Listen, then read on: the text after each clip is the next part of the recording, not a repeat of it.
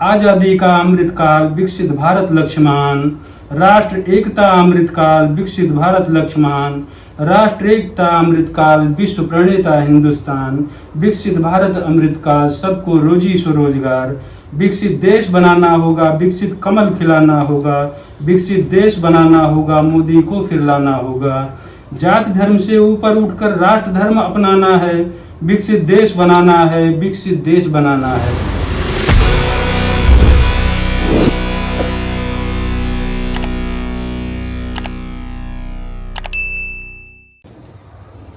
आज मैं गणपत सहाय तिवारी अमेठी उत्तर प्रदेश का मूल निवासी हूँ। पहले तो मैं आप सभी महानुभावों को, आपने राजगढ़ की पावन भूमि पर हमें मान सम्मान दिया, आपका मैं तहे दिल से शुक्रगुजार हूँ और धन्यवाद ज्ञापित करता हूँ।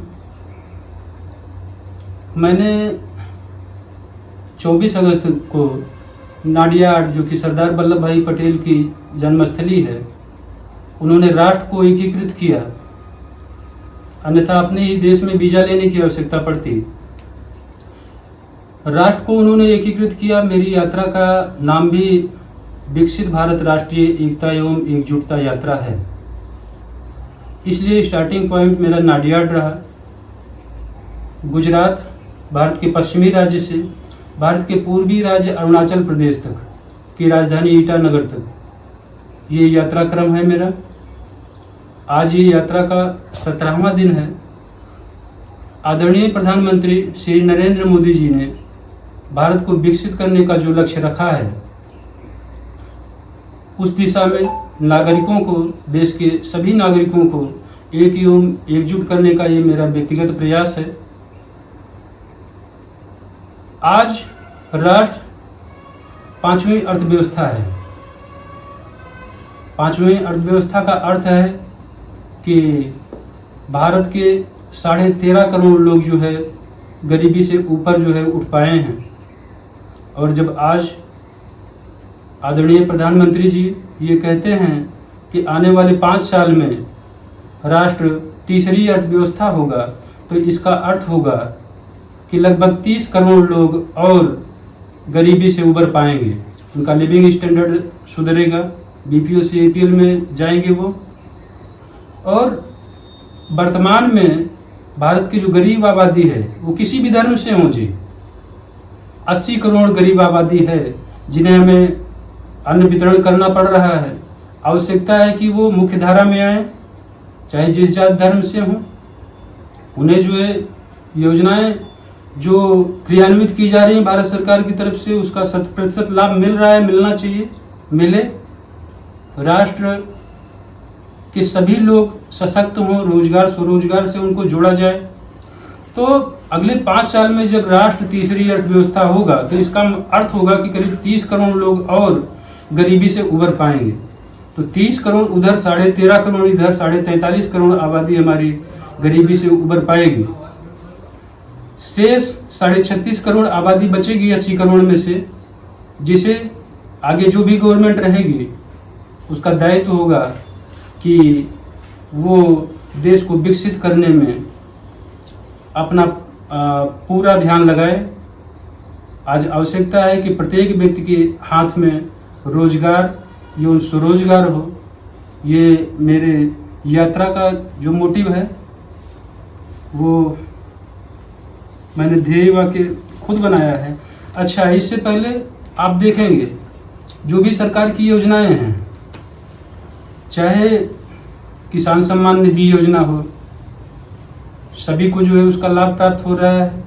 चाहे उज्ज्वला योजना हो, सबको उसका लाभ प्राप्त हो रहा है। जाति धर्म से कोई अर्थ नहीं है। चाहे प्रधानमंत्री जन औषधि केंद्रों का निर्माण हो, इससे जो लाभ हो रहा है लोगों को। आज गरीब जो है अपना इलाज कराने में तमाम असाध्य मर्ज हैं, जिसमें क्या कहते हैं उनके 10,000 रुपये महीने में खर्च होते थे। आज जन औषधि, प्रधानमंत्री जन औषधि केंद्र से दवाएं सस्ती दर पर मिल रही हैं और उनका इलाज मुश्किल से 300-400 रुपये में हो जा रहा है जी। तो जो भी गवर्नमेंट की योजनाएं हैं उनका लाभ डायरेक्ट जनता को होना चाहिए, हो भी रहा है। इंफ्रास्ट्रक्चरल डेवलपमेंट हो रहे हैं,